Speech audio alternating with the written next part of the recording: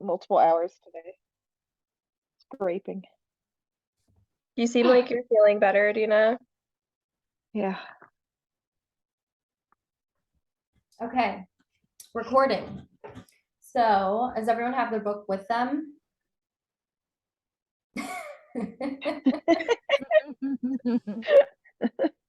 This is what mine looks like. That's what mine looked like too. Mine was like that. Yeah. Mine looks Yeah, that one. I've seen that version at the bookstores. This was the one I saw at the thrift store when I picked it up.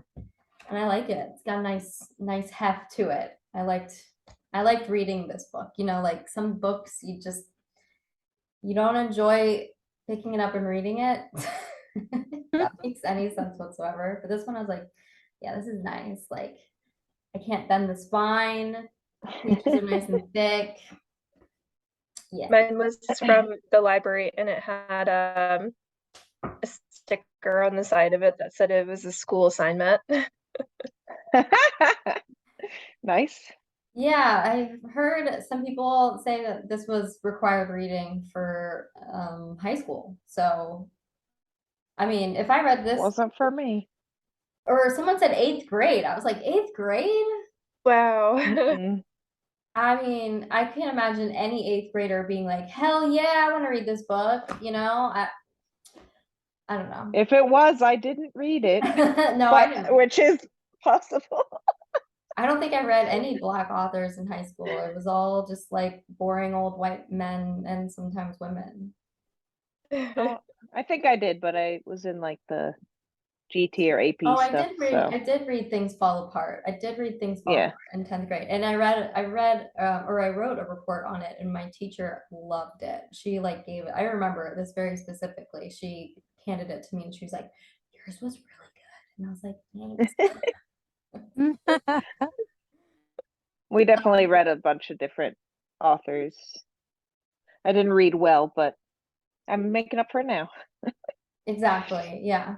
I mean, this is definitely a book that you would think would be in schools at some point. Although I don't know, with the whole book bans, this is probably one of those books that is like, well, I don't know, it's uncomfortable for white people, so I don't think we should have the kids read it. I can't believe it was written though so long ago, like 1969, was it? 79. I have anyway. Yes. 79. Yeah, it felt like it was written, like I feel like the books they made us read in school that were written so long ago, I was like, I don't know what they're saying. Whereas this, I was like, I think I even looked at the date because I remember one of you said that it was written so long ago, and I was like, really? And then I looked and I was like, oh, all right, yeah, wow. It's Yeah, written so smoothly. I Mhm. wouldn't have, Yeah. I wouldn't have guessed it was written that long ago. Yeah, definitely better than the Scarlet Letter. Oh, I hated yeah. that book so much. Yeah. I think saw I that at the thrift store the other day. I wanted to throw it across the room. Get out of here. No one wants to read it. I think I did Spark Notes for that one. You are Hester not, print. you are not alone. You are not alone. Okay, let's talk about Kindred. I just wanted to share my thoughts first, get those out of the way, because this might have been my favorite book that we've read in the book club so far. That's just my personal opinion. I really liked that it was super dialogue driven. So as opposed to the last book we read, Personal Librarian, which was all like internal thoughts, internal thoughts, internal thoughts. This was very dialogue driven. So you're just reading characters conversing with each other in a time and a place that is really unfamiliar to everyone. And I thought that made the setting and the subject matter really, I guess the word is digestible, you know, like you're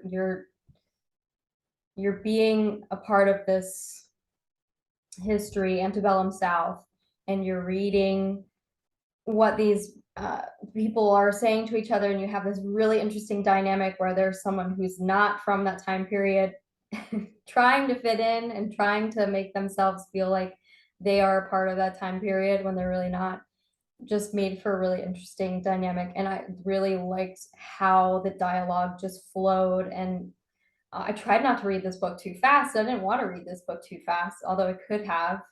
And it just flowed. I really liked it. It was totally different than the last book we read, even though they're both in first person. They're just, yeah, I really liked this book. Anyone else want to have any like first thoughts? Like, what's the first thing that comes to your mind when you thought of this book? Heather, you go first. Oh gosh. On the spot. Yeah, I mean, I like everything you said. I would second. Like, I was trying not to read it too fast, but I couldn't put it down. Mhm. I think the thing that stood out to me was, I really liked in the beginning how it like hooked, like she came in and she had her arm cut off, and you were like, wait, what? And like you had to dive right into the book. I still don't quite understand why that happened due to the ending, but We'll talk about it. yes, we'll talk about it. But anyway, yeah, I second everything you say, and I like how it started. Yeah, definitely. Just reels you in right from the get-go. But then I forgot about it, after the prologue and way into the thick of the book. I completely forgot about what happens to her at the end of the book. And then I'm getting to the end. I was like, oh, wait, yeah, okay. And then I went back and read the prologue again, and then it all kind of sort of meshed together. And then I was able to just piece it all together and come up with my own conclusions. So yeah, that is very interesting, and people have been fleshing out why that happened a lot. So we'll talk about it. Okay, Adina, what are your thoughts? First thoughts off the bat. So I don't know if I've ever thought about not reading something too fast. It was definitely, this one kept me like I was just wondering what was going to happen next, and the scenarios I thought of, didn't happen, and it was, anyway, it was a lot to think about, and it went by pretty fast. Yeah. Yeah, and I thought it was very like easy to read for sure. Yeah, time travel, and it all happens so fast. Probably a reason for that. Natalie, what are your initial thoughts? Yeah, I mean, I third and agree with what everyone's saying. I thought I really enjoyed reading it. I also found it hard to put it down. I was just, and the chapters were kind of short, so I was like, oh, just another one, just another one. And I would just keep reading. So I thought it was really interesting. I think it's the first book I've read about slavery. And I think it's the first I don't read a lot of like sci-fi, even though I really didn't feel like it was part of like the sci-fi genre. I feel like it fit in like a lot of other different types of genres, but I really enjoyed the story. And I just thought it was really interesting how the characters, Dana and Kevin, just how like immersed they got into this like really weird situation. Because I feel like if that happened to me, I would be like, what the frick? Like, what am I doing here? I was just like, I don't know, I would just like not go into the role. And then I would die. Yep. That seems like a really terrible Yeah. time to live in. You tell me this place doesn't have like microwaves? Yeah, like you have to go like to the bathroom like in an outhouse, Yeah. which was like not even that long ago. My dad like had that experience like growing up as a child. Yeah, I feel very fortunate for the circumstances we live in. For indoor plumbing. Yeah. Yeah. I kind of wish you talked about like, bathroom, what did they do to go? She never addressed that, like, was there a specific place that enslaved people had to go to go to the bathroom? Did they even have facilities to go to the bathroom? That was never addressed. I don't know. I mean, that's something that humans do every single day, several times a day. I don't know. Or like when you're on your period and stuff, like they don't like to talk about that in books sometimes. Yeah, I mean, if this book was written in 1979, maybe that subject is still a little taboo. I mean, at the end of the She day, also, we're talking yeah, about slavery and antebellum South and everything, and that's, but I don't she know. didn't dive deep on certain things that would be of interest. It definitely was a lot of surface stuff because it Yeah, happened but so I mean, I quick. did think it was interesting how she always packed her bag that was always attached to her, and she'd like restock on like toothpaste and soap, and like Yeah, it was really smart. I wonder what I would put in my bag. Oh, that's a good question. Let's answer that real quick. Yeah, I like that question. I should have thought of that. Damn, Natalie, that's a good one. I think one of the reasons why I looked up the years, I was like, why is she throwing in like an old book of maps? Why didn't she put her phone in? And then I was like, wait a sec, I'm pretty sure somebody said this was, and then I had to look. I was like, oh, they wouldn't So have had cell phones.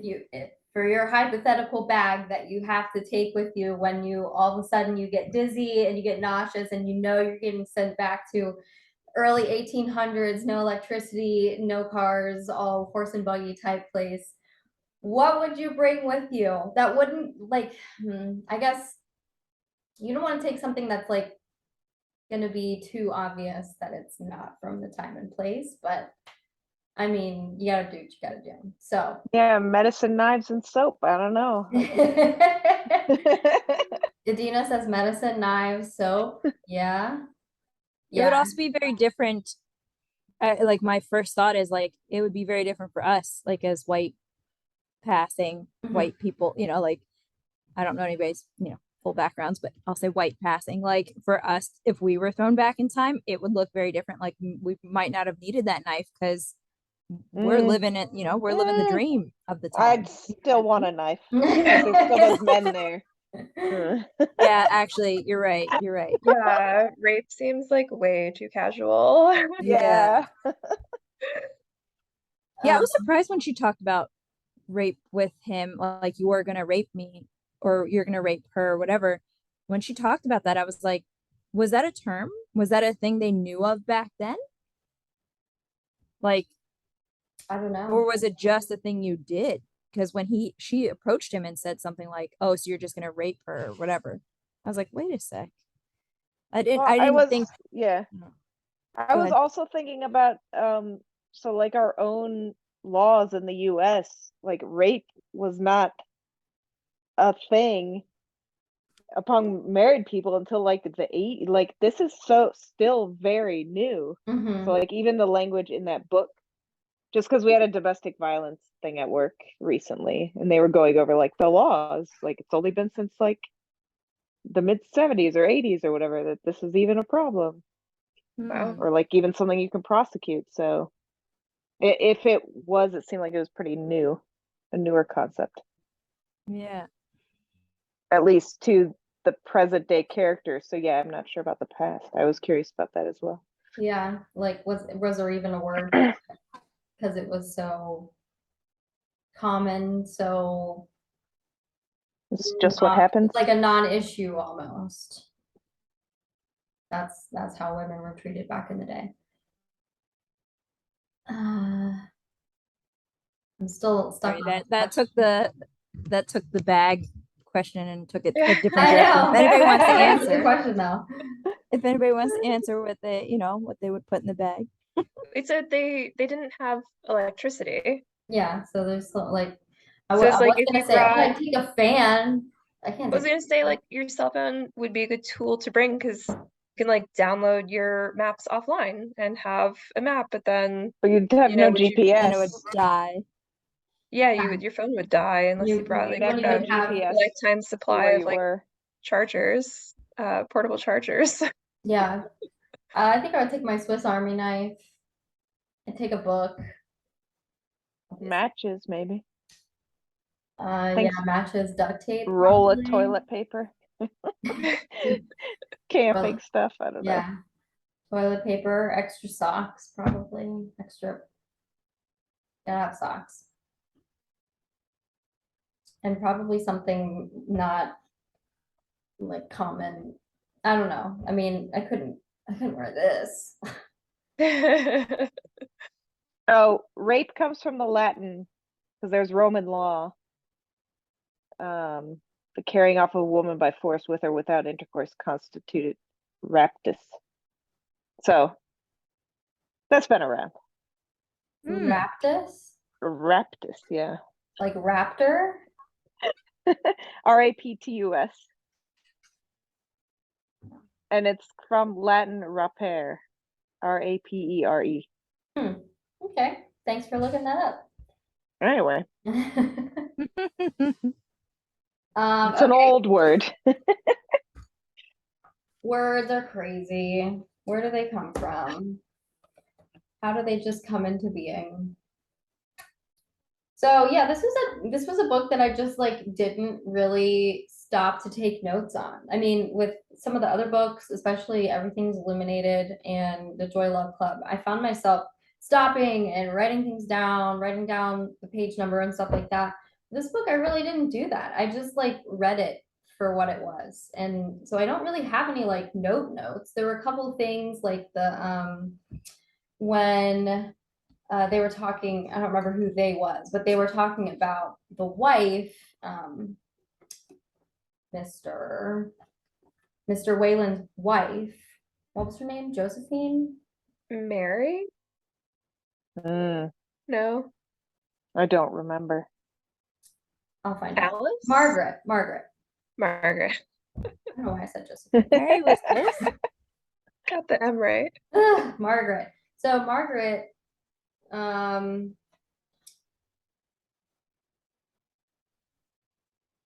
gosh, page 84. All right, page 84 in my, this is in the fall, chapter The Fall, part 5. Kevin and Dana are talking about Margaret.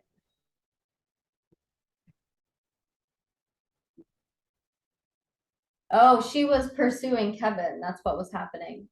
She was looking at Kevin and being like, okay, I want him.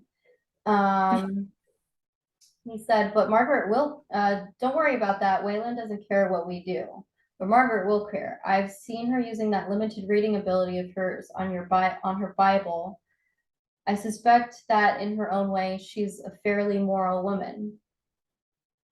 And he says, you want to know how moral she is?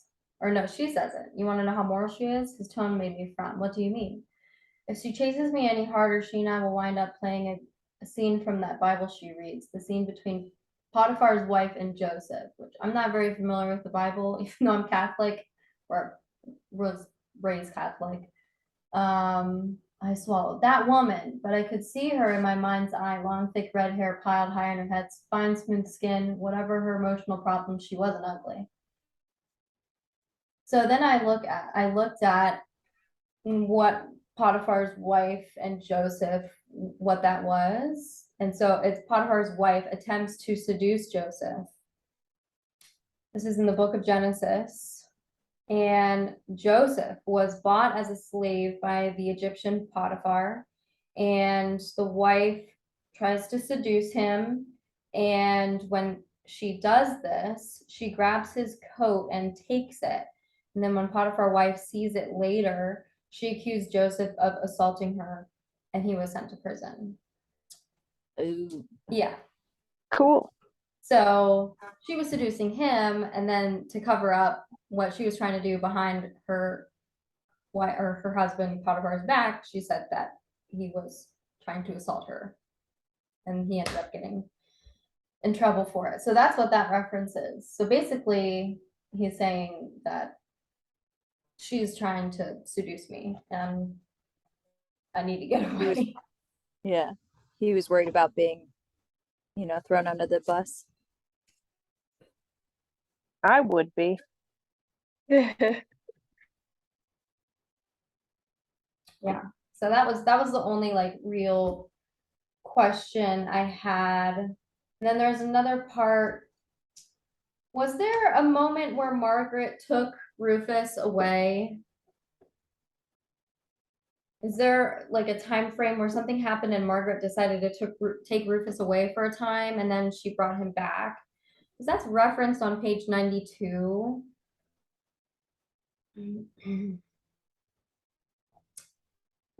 And I'm just like, when did that happen? This is also the fall, part 6. It's gonna take me a while to find this. Hold on.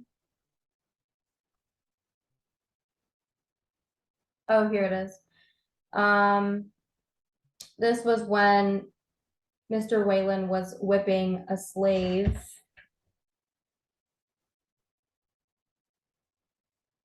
Oh yeah. For talking back to the I guess talking back to the field, what was it called? The overseer. Mhm. Whalen ordered the man stripped naked, blah, blah, okay. Slave's body jerked and strained against his ribs. I watched the rib for a moment, wondering whether it was like the one Whalen had used on Rufus years before. If it was, I understood completely why Margaret Whalen had taken the boy and fled. Does anyone remember there being a time where like it was referenced that she had taken Rufus in the past? I mean, maybe when she like went to Baltimore, like where her family is from. Maybe. I just didn't remember it. And I was like, I'm not about to go back and with a fine-tooth comb and try and find what they're referencing here. But I thought maybe one of you knew about it. But I guess it happened. I mean, at some point, Tom Whalen punished Rufus, and Margaret didn't like that and took Rufus away for a time so that he could recover and not be so scared anymore. I don't know. But that was just one of those moments where I was like, wait, what? I don't know. Maybe if I ask the group, they'll know what happened, why she said that. Maybe it was after the river thing, but I don't, like something in between. I don't know though. Yeah, I was about to say I don't remember that, but Yeah. Because it would have to be when she talked to him because after the river was the fire, right? Hmm. So it'd have to be like when she was talking to him then. Is there ever a time that's referenced that Tom Whalen does whip Rufus? Isn't there at least one instance where we read that firsthand in the book, or we read like a reference to an older occurrence of that happening?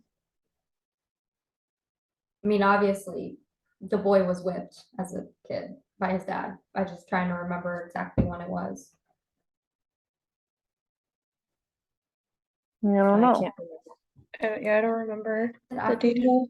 beat up Isaac? No, he was too old then. Anyway, it happened at some point. Yeah.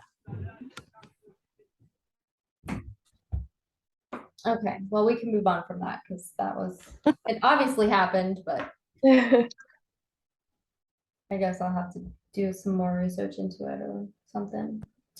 Yeah. Okay, so I have just a few questions here, since I can't have this go super duper long for my sake. Just some questions that I thought of today that I thought would be good. Some of them are kind of stemmed from the questions that were in the back of here. There's a reader's guide in the back of this book that has some questions, and they're good. They're good. I found it. Oh, yay, Adina, tell us. Yay. Sorry.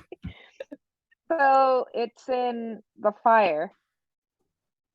Uh-huh. And it says, but your father whips black people when they need it. But Mama said it was cruel and disgraceful for him to hit me like that no matter what I did. She took me to Baltimore City to Aunt May's house after that. And he came and got me and brought me home after a while. She came home too. Nice. Oh, nice. So there it is. There it is. Sorry to interrupt, but I found it. No, good. Thank you. Okay, so it is referenced. Yeah. She did take him to Baltimore. Oh, yay. I remembered. Yeah.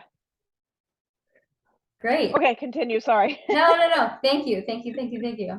That's amazing sleuthing work right there. Searching Searching for keywords. That's why we need somebody with Technology. with the technological the technology. Did you listen to it or just read it on your phone? I did kind of both. Yeah. Very good. Okay, so I kind of touched on this a little bit when I was saying what I liked about this book. But it's always interesting to read a book that's written in first person.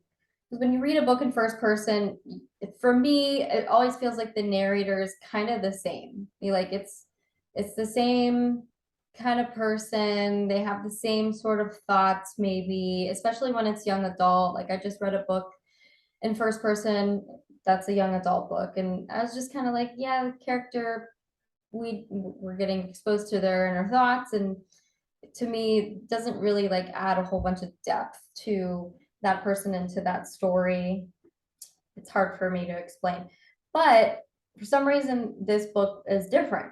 It's very, very different sort of first person narration. So does anyone, I try to compare it to The Personal Librarian because we just read that, still sort of fresh in our minds. We all know that was written in first person as well.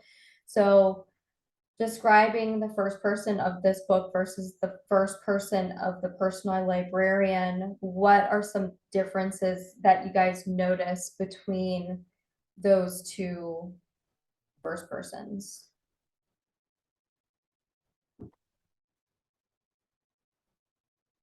This one seemed much more action-packed. Like even her thoughts and whatever, they weren't like reflective so much as like, what am I gonna do next? I think that was part of it, maybe.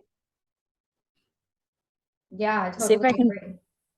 Go ahead, I'll see if I Heather. can phrase this the right way, but like in the librarian, she was kind of using insight from the present to inform decisions, if that makes sense. Whereas in Kindred, she was like able to use insight from the future, and as in like what she knew of the past and the future stuff and relate it back. So I think it was easier to connect to because it felt, I don't know, it felt like on our level, whereas like the other one was like really, really in the past. I mean, they're all in the past, but I don't know if that's making sense. I hear what you're saying. I mean, because she had not only the perspective of who she was living in 1970s America, she also was getting a perspective from what she knew about history. Like she had a historical perspective, and so she was basing her thoughts on what she knows and what she knew, what she learned in history, and probably was continuing to learn, because we all know history isn't always accurate, especially when it comes to slavery and that time period. And so, you know, she being exposed to it so intensely really sort of shaped her narrative on how she was going about things. So yeah, Heather, I totally agree. Like she has this sort of duality of perspectives that allow her to come up with this story that encompasses both of those worlds. Yeah, I found it very immersive that they were able as characters to just like jump into their roles like so quickly. Especially when she just like pops right into the 1800s and is not aware like of what scenario she's going to jump into, and she's always jumping into like relatively dangerous scenarios, like having to save Rufus's life every time. Yeah, I didn't really get it until later on that, and you know, the author tells us what the pattern is later on, but the pattern is she goes back in time to save Rufus, and then she goes back to present time when she needs to save herself whenever she's in danger. Mhm. And I don't know why it took me a while to realize, like, oh, she leaves because she herself is in danger and is being called back to the present day. That makes sense. Yeah, I say the same thing that all of you say. It's just more, it's more action packed. There's a lot more going on. She doesn't really have a lot of time to like sit down and think, you know. She is a slave, and there is no time to think. You only do, and you can only react to what is happening around you. And if you're trying to survive, you can't just be like, hold on, I gotta go over there and think about what's going on here because something's not right. So yeah, I mean, it's just very immersive. It's very action packed. It's also, of course, very dialogue driven. Whereas the personal librarian is just her thoughts, what she's thinking, and reacting to the world around her. And this one is just more immersive. So when I saw this was in first person, I was like, okay, another first person. Okay, but then I was like, okay, this is like, it's moving. There's not a whole lot of introspection going on. It's just her doing what she needs to do. Like, she's just doing it. And she's talking us through that process. Very good. Anyone else have anything to say about the first person narrative? How that affected your reading? No, just that, like I said about personal librarian, it was all like, I look up and I see this versus I looked up and I don't know. I just like it better when it's not in the, what is that, present, whatever. Something like that. I don't know how, but anyway. I notice it when it's there and I'm like, that's weird. We went to school, I promise. Yeah. Okay, so let's shift our focus more on the character of Rufus. He's obviously maybe the second most important character in this novel, Rufus. And when I was reading about him and his change in personality over time, I don't know if I'd really call it a change, but I was thinking about what was going to be happening in the future with this guy. How was his stance on slavery and what he was doing? Was it going to change? And I was thinking, like, okay, maybe Dana is going to make him realize that enslaved people are humans. They deserve, you know, all those things that we as humans living in 2023 know at this point. We know, and we know what has happened in the past. And having this woman come from this time period, going back into this time period, and trying to keep this friggin' person alive. And despite every terrible thing that he ever did, did anyone think that Rufus was ever going to change? Did anyone ever have this sort of like, oh yeah, he has to change? Like that's Yeah, where the story is gonna that's where the story is gonna go. Yeah, I definitely thought so because he had this special connection with Dana and he treated her differently and He showed such promise.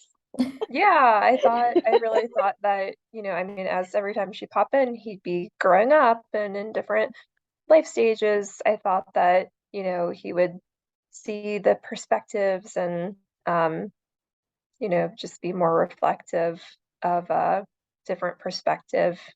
But I mean, he is influenced living in the era that he's in, so. Yeah. Anyone else? Yeah. I think the most shocking thing for me was like that he immediately associated Dana with being like his, oh, I don't remember his, I don't, but they never got married, right? Were they married? The girl he got, Alice? Alice. Alice, yeah. So the fact that he immediately was like, you like pieces of meat, almost like, yeah, same. Like, she's gone now. I guess you're the next thing. Like, I did not want to see that coming, if that makes sense. Like, I just was like, no, he loves Alice, and he's just so stubborn. I think that's from his dad. He like could have had everything he wanted with Alice. She was starting to fall for him, but he was like holding back paperwork or whatever it was. I read it a bit ago, so I can't remember, but he was holding back something, and she was like, didn't believe him and killed herself. But things could have been good, but he screwed so many things up for himself, I think, by being stubborn, which comes from like his dad and being in that era. But I think that was the thing I don't know if blindsided is the right word, because I think it was hinted at somewhere in there. But yeah, the fact that he just was like, well, she's gone, you're next. Like, and she's been like a motherly position. And now all of a sudden, love interest, not even love interest, like physical outlet. Trying I don't to know. pursue. Yeah. Yeah, he spiraled down. We did. Yeah, he was gonna free the kids. I think that was it. Make sure Yeah. that He they're was free in gonna his will or the whatever. freedom papers. Yeah, and he Mhm. wouldn't do that. Like he And he allowed them to call him dad or father or something. Yeah. There was such promise because it was like, oh, maybe her family tree isn't so screwed up. And then you're like, nope, it is. yeah. Though The it showed beginning, the way promise the like the story, first time. yeah, the way the story was presented in the beginning, I always kind of was picturing Rufus and Alice, that they were gonna get married in the end, that they were gonna have like a happily They're ever actually gonna be, after, and that yeah, they're gonna have their exactly. kids, and they're like that Hagar would be born like with two parents, like, and not both of Nope. his parents gone.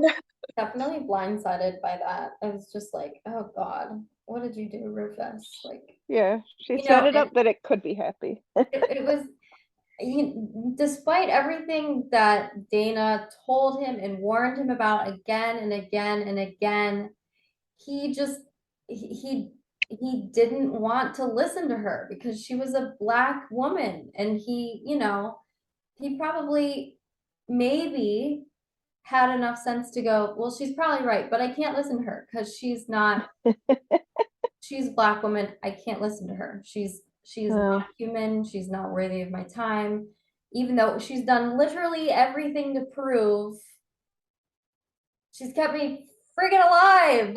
Like, she has saved me from death so many times, like a cat with 9 lives, and despite all of that, it doesn't matter. Like, it didn't matter at the end of the day. He was set in his ways. He was a product of the times and a product of an apple falling not far from the tree and everything like that. And it didn't matter. It didn't matter. She did literally the one thing that would maybe convince a person to be like, you know what, you're right. And I'm gonna do what you say. And that's, I saved your freaking life, kid. And this is how you're gonna repay me, or this is how you're gonna listen to me by not listening to me. I think at some point Dana just got a little bit numb to it. At the end, she was just like, I don't I don't know. I mean, it probably weighed heavy on her way after this book was over. Just the fact that she proved herself time and time again that she was an intelligent, capable, respectable person that deserved equal treatment, but just could not, no matter what, could not get it. I would Yeah, and probably be so frustrating. That would You be could so definitely see like a shift in their relationship towards the end, like how submissive she was becoming like towards him, and not as, I feel like in the beginning she was just, I don't know, like more strong-willed about her opinions, and then towards the end she was just like was a lot more cautious about what she was saying. Yeah, I mean, because again, she's still trying to survive, you know? She's still trying to survive, and she kept probably, it was like she just kept being surprised by how awful a person Rufus was. You know, like, okay, I've done all of this for him. Surely he will treat me a certain way. And then when he didn't, she was just like, okay, if this is the game we're gonna play, then I don't, I'm just gonna have to try and keep alive. I had this Ride it weird, out. yeah, I don't know if it's weird, but like I think it'd be hard. She went in and was like, I know all these things that happen in the future, but I can't say all of it because like if he starts talking that way, it could be, if I say like in the future, like black people are allowed to do anything, like, or not anything, but you know what I mean? Like if he started talking like that, it could get him in trouble. And then like he would also believe that his slaves could uprise against him or whatever, revolt against him. But there are certain things that she was able to share. Like I think she shared something about the map because he saw the map. I can't remember some other things, but one of the things that I thought when she ended up killing him is like, well, part of me was like, why'd she have to kill him? If she had just said, whoa, I'm your, like, I didn't want to say anything, but I'm your distant relative. You can't have sex with a distant relative. And then I was like, oh, at the time, it probably wasn't Don't that think he'd taboo. care. Yeah, I was like, I don't know that he cared. That's But then incest. but then the Yeah, other that part was, of like, me, normal back then. then the other part of me was like, well, he's a horrible person. And if it were me, I'd be like, I don't want to come back one more time. He's done his thing. My relative's here. Yeah. Fuck off. Like Hagar's he's here. dead, like. And she knew at that point that he wasn't gonna change. There wasn't any, Yeah. she just realized that this was it. That was the last straw. That's it. Yeah. I can't do it anymore. And she had that discussion with Kevin. She was just like, Yeah. I can't.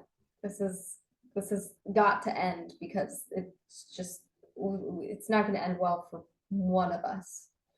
Yeah. And I'd rather it not be me. Yeah.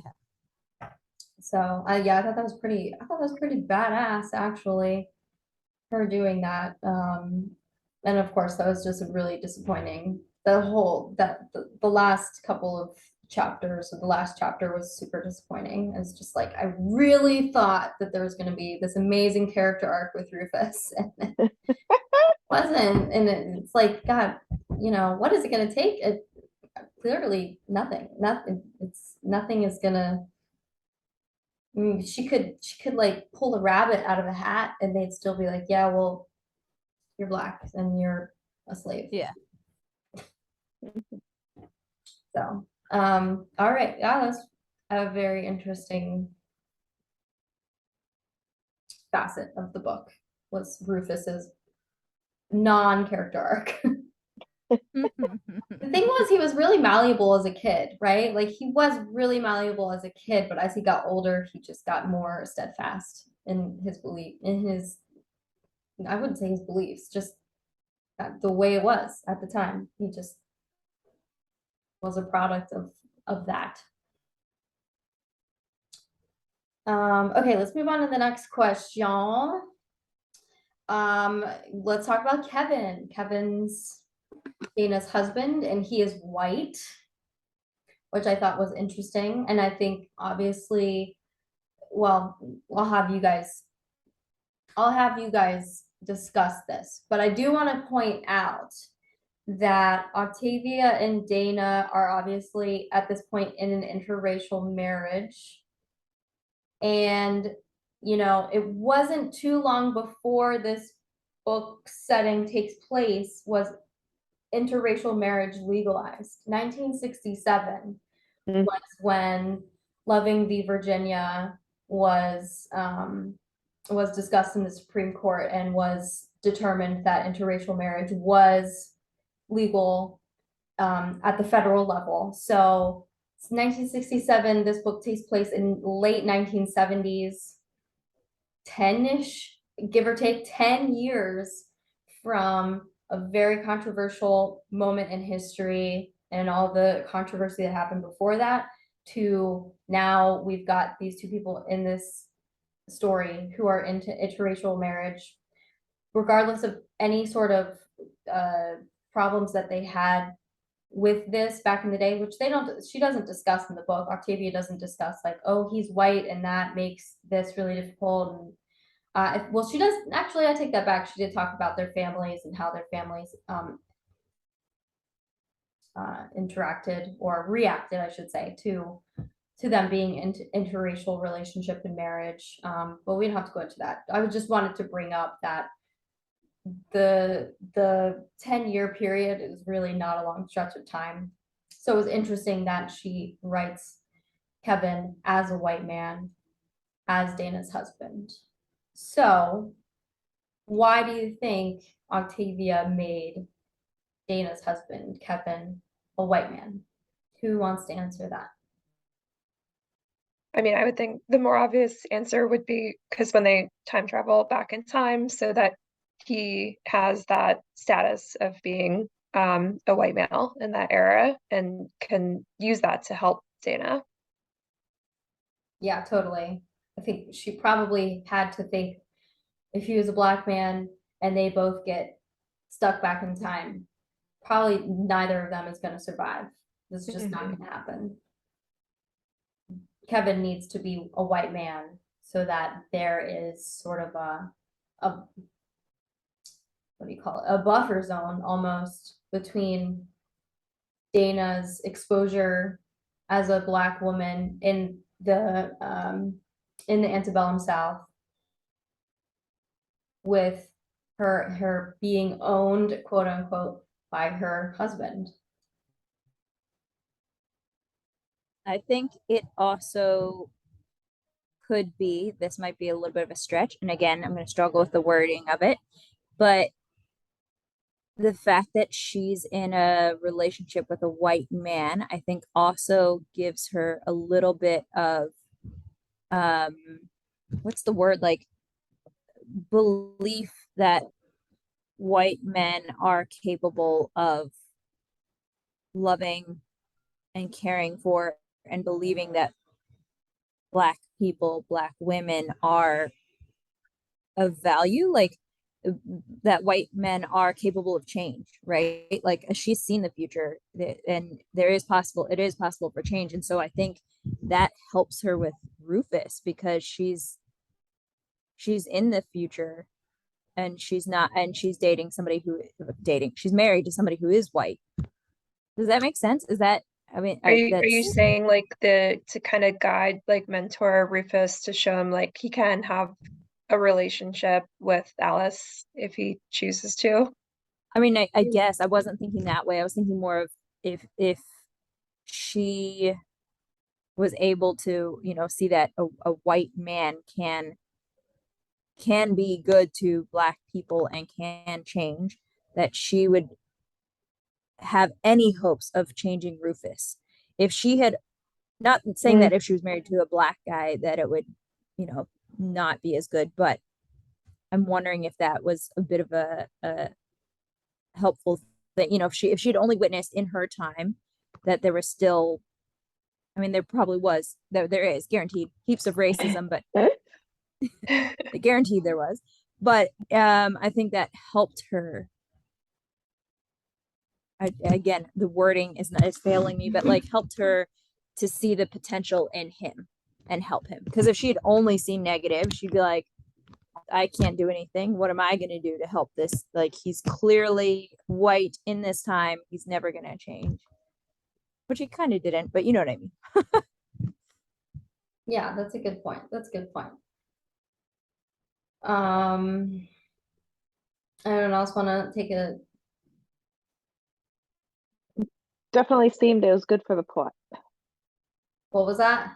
It definitely seemed like it was good for the plot. Like for you to think about that perspective. Whereas if it had been the other way, it'd just be like sad, you know. So he gets Yeah. sold and whatever. Do you think that the Tom Whalen and Rufus Whalen and anyone else who interacted with Kevin, do you think they thought any less of him as a white man who owned this black woman, but they knew that they were in a relationship and there was love towards each other? It wasn't just him asserting dominance over her. Obviously, there was a mutual respect between the two of them, which other people picked up on. Do you think they saw Kevin as sort of lesser than, or like they had less respect for him? You know, did anyone pick up on that at all? Did they pick up on the love in like when I was reading it? And I think it was like when she walked out of the room, out of um Kevin's room, it felt like Mr. Whalen, there was something about him almost giving a smirk or something.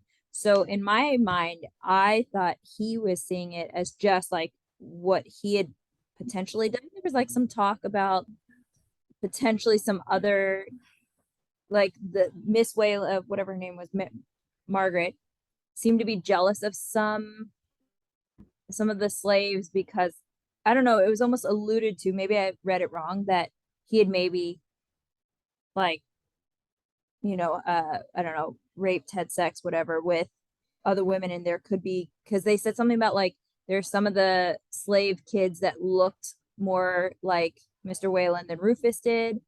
So anyway, my mind immediately was like, Mr. Whalen was looking at Kevin kind of like, oh yeah, he is just like bagging another one of his, slaves, like whether she's free or not, she's under his domination. That's how I took it, but I don't know. Well, definitely the other enslaved people working for Mr. Whalen picked up on it, because I remember Sarah saying something, just like, what are you doing with this guy? Seems a little weird, and not really sure how to take it, because I think Sarah, I don't know if Sarah really fully comprehended who Dana was, and if she picked up on the fact that she was this sort of time traveling person. There's only a few people kind of figured that out, maybe. I don't know. You don't really know what other people are thinking because it's in first person, so you don't know ultimately what they take from this woman just appearing and then disappearing and reappearing throughout the course of their existence, basically. I don't know. I think it was important to make Kevin white. I think it was to ensure Dana's survival when they got sent back. I actually didn't even think that Kevin would be transported back with her. I thought it was like, when that happened, I was like, oh, this opens a whole new can of worms. Because you just think it's Dana and it doesn't involve anyone else, and Kevin is reacting to what she's telling him when she comes back to the present day, and that's their relationship, and maybe their relationship gets strained, and he'll never understand what she's been through, and then he gets transported back with her, and then he gets stuck there for 5 years. 5 years, I know. I thought she would never find him again.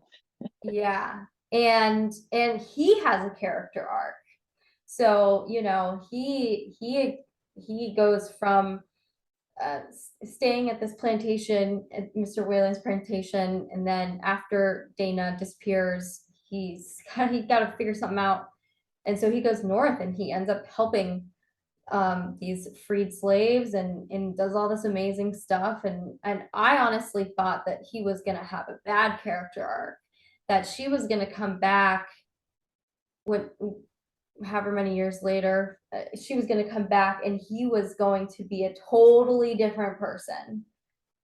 That was I thought he was going to hook up with Margaret. I was No. scared. Well, yeah, thankfully she was gone most of the time. But that's what I was thinking, like she was gonna come back and she wasn't even gonna recognize this person because again, he had to survive. He just was a product of the time and he just, in order to fit in or whatever, he just had to play the part. And fortunately he didn't do that. He took the knowledge that he had from present day and from what he learned in history, and he tried to mold it in a way that would help the enslaved and not hurt them. So that was kind of cool. And but yeah, to be gone for 5 years is, whew, that's a long time. He was still pretty traumatized. Oh yeah, for sure. Did they ever mention what he got the scar on his forehead from? I thought it was from Tom. But like of what he did? I feel like I don't remember them really like talking about it more in depth. I thought they said something surface level about because that's why he grew the beard too, is because he was caught helping or caught teaching or not just helping slaves get free, but also like teaching them how to read and write too. yeah. That sounds about Oh, right. I mean, yeah. I can't remember what he did. I just remember being like, oh, he got punished and now he's hiding under, a beard and longer hair, I think, or something. Yeah. I was really surprised when Tom wrote to Kevin and connected them. I was just surprised that his character would do that. Yeah. Well, we already answered that question. I was gonna say if Kevin's 5-year stint would have made him a more cruel person, but that's not what happened. He knew what he needed to do. And despite all the trauma he experienced, he never succumbed to the evil that he could have been. He could have been turned into just to fit in, just to stay alive, stay in God's good graces. Okay, 9:40. Yeah, I have one more question and then we'll wrap it up. I'm sure you guys are happy about that. Sometimes these things go on for a long time. Okay, so we'll focus on the end here, and the end is what we learned in the beginning of the book, which Dana loses her arm after she kills Rufus. She's transported back to the current time for the last time, but in the process, her arm becomes I don't even say the word was stuck, like it just, her arm is in the wall. Yeah. And On page 11, it says, that's when I realized your arm wasn't just stuck, but that somehow it had been crushed right into the wall. Not exactly crushed. Yeah, it was weird. Yeah. And it was because Rufus's hands were touching her when she went, like, as he died. Yeah, the same spot that her arm had. Like, that's the explanation. Yeah, the same spot that her arm, like, disappeared, kind of. Something harder and stronger than Rufus's hand clamped down on my arm, squeezing it, stiffening it, pressing into it painlessly at first, melting into it, meshing with it as though somehow my arm were being absorbed into something cold and non-living. So yeah, he was holding her hand. But it also says in the beginning, or maybe I already said that, but I found you struggling to free your arm from what seemed to be a hole in the wall. So is that like a portal of sorts? Like, because it was the final exit, because it said it was almost like a hole in the wall, but it's also where Rufus was holding her. Yeah. He lost his hold on my hand for a moment, but caught my arm before I could get away. And yeah, he's still holding her hand or her arm when Maybe she's it's finally like transported. maybe it's like when Kevin was holding her, Kevin got transported back. But when Rufus is holding her, but Rufus is dead, that's like yeah, slicing, because there's nothing to transport back if he's dead. Mm-hmm. Right. Yeah, I think there's a lot of symbolism in it. Like, you know, she had to leave a part of her in the past, you know, in order for her to move forward. A part of her had to be left in the past, and because Rufus was literally holding her hand, that's what got stuck in the past. It couldn't cross that plane, whatever, you know, in the science fiction world, whatever plane that is, it couldn't happen, and her arm didn't make it all the way. A battle wound, so to speak. Anyone else have any theories? I think That's the what arm the is essay- still in the wall. Her arm's still in the wall. Just there. Yeah. They did The burn the essay house at- down. Do you guys have an essay at the end of your book? Essay? By Robert Crossley. I have a reader's guide by Robert Crossley. I had a reader's Oh yeah, guide. that's it. Anyway, I think he said like there was like it's all about symbolism, like leaving a part of you, or like that a part of you couldn't help but be damaged. And I was like, well, she's probably already like mentally damaged. Did she need to be physically damaged too? And I was just like, all right. That is so useful. I was like, okay. I remember reading that, and he was like, I couldn't just bring her back into the present to be like in one piece. She couldn't be exactly the same. Hmm. I was like, okay, sure. Yeah. Yeah, I mean, she Like, wasn't the same. She came Seems back, rough. and mentally, she was a different person. No. Well, Yeah, could she have so kept her hands? to me it was like a little bit like beating you over the head with it, you know, the symbolism part. Like, all right. Yeah, like maybe they could have left like a birthmark on her where Rufus touched her or something. Or even just something. Yeah, I don't know why it had Like I guess a scar on her to forearm. me it's just to show like how horrific it was. It's like you get to lose part of an arm. I don't anyway. Yeah, and you know, not only does she have to, if she ever has to explain herself to somebody else, be it a therapist or the police, right?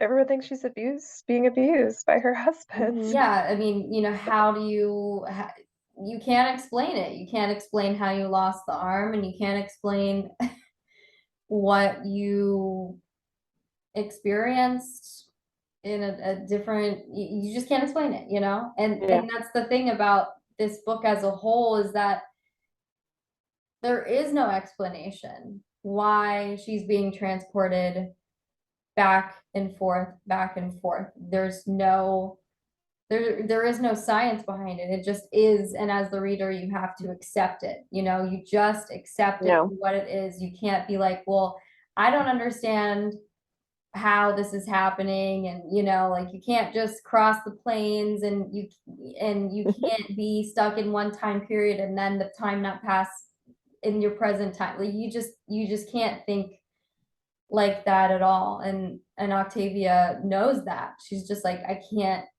this is what it is. I'm trying to create a story, and it's so unbelievably unbelievable that you just simply have to just say, sure, let's do it. Let's read it. Yeah. Let's enjoy it.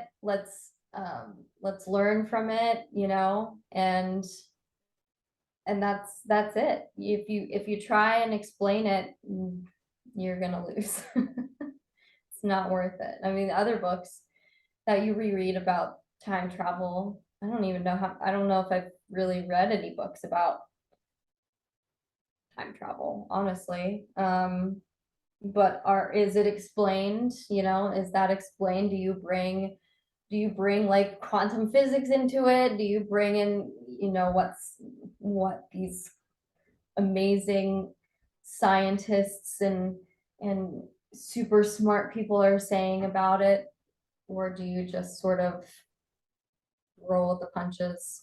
I think it's probably better to just roll with the punches, because if you think about it, you're just gonna be like, no, I don't believe it. I don't like it. I mean, even the characters, Dana and Kevin, they just like got really into it right away. They like went straight to the library and they're like, I want to like research the South back then, and they like were into it. I'd be so freaked out if that happened to me. Yeah, they didn't really give themselves much time to digest it, you know, because I think she had the feeling that it was going to happen again, and she already knew like she couldn't drive, that was out of the picture. She couldn't do a bunch of other stuff. She really just needed to like stay put and have a go back with her. What was I going to say? Dang it, I forgot. I'm just glad for her that it took place over, you know, a few months instead of like multiple years in her life. Can you imagine if it was like 3 years later and you had this go back like right, yeah, like you missed so much of as what terrible was as it happening. was. It's just good that in present time it was compressed. Yeah, again, something you just can't think about. How did this happen? Oh, I remember what I was gonna say. So there's a theory, I don't subscribe to it. Again, you can subscribe or not subscribe to anything in this book, whether or not you want to flesh it out and decide for yourself. But there's a theory that when they do go into the library and then immediately start doing this research on that time period that she had just come back from, that it's just their imaginations running wild, and it's their sort of like, it never actually happens. It's just them being like totally absorbed in what they're reading, like, oh my gosh, you know that this happened and that all this crazy stuff was happening in this year, blah blah blah blah. Like, it was just that's what the whole story was. And I was like, I don't, that sounds dumb, and that just like totally cheapens the plot, you know? Yeah, but then how do you like casually lose your arm? Yeah, like yeah. And the first incident, like, yeah, I think maybe that's the point of the lost arm, is that you can't just be like, yeah, I made this up, or it was in my head, this was real, or I imagined it. Mm. No, it's real because I lost part of my arm. Yeah, this is the question that's asked. Do you believe that Dana and Kevin's story actually happened, or did they simply get caught up in the nostalgia of examining old papers and books? Shoot, I lost my arm. We were in this book for a really long time. So much for scars happen. That was a big paper scars cut on her back. Yeah. Right, yeah. She's got scars His on her back. scars. A scar. She's got the scars to prove it. How would their situation significance have changed if it had been imaginary? It's just, yeah, I don't like that question at all. It's not worth thinking about. So we're not going to think about it, you know? But I did like at the end how they went to the historical society and that they were researching like what happened to everyone that was a part of that era.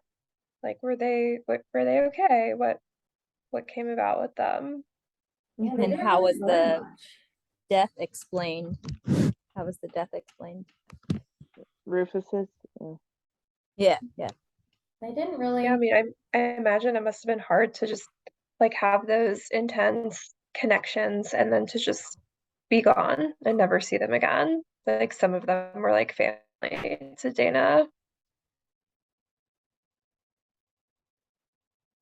Yeah.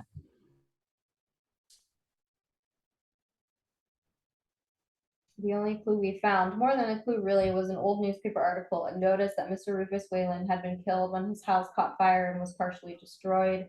And in later papers, notice of the sale of the slaves for Mr. Wayland's estate. See, like that, oh, yeah, that made me so upset. These slaves were listed by their first names and their approximate age and their skills given. All 3 of Nigel's sons were listed, but Nigel and Carrie's were not. Sarah was listed, but Joe and Hagar were not. Everyone else was listed. Everyone.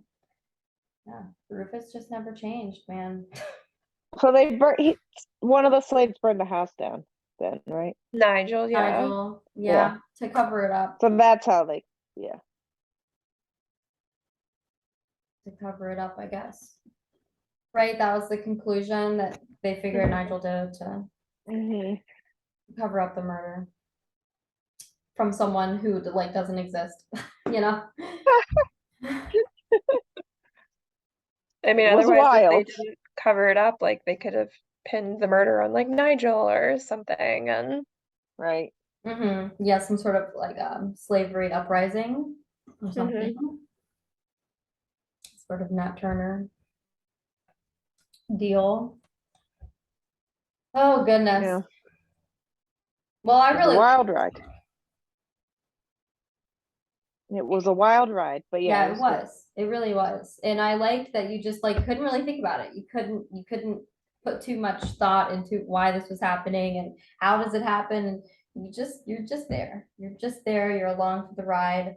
And that's good enough. And that's the type of story that Octavia created. And it was a very interesting and important read. I see why this is something that kids in school would read. Not kids, but a school assignment. a school assignment, even college, you know, I wish I read this in college. I think I would have really liked it.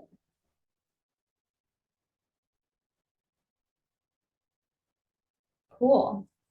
Anyone else have any last words? Final thoughts?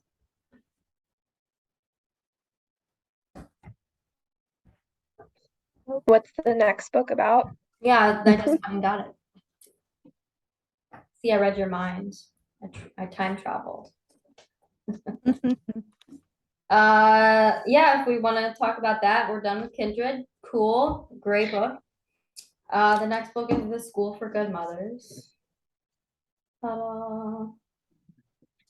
And I'll read to you the inside cover. Frida Liu is struggling. She doesn't have a career worthy of her Chinese immigrant parents' sacrifices. She can't persuade her husband, Gust, to give up his wellness-obsessed younger mistress.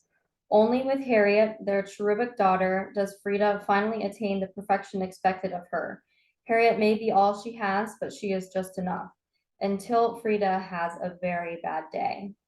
The state has its eyes on mothers like Frida, the ones who check their phones, letting their children get injured on the playground, who let their children walk home alone.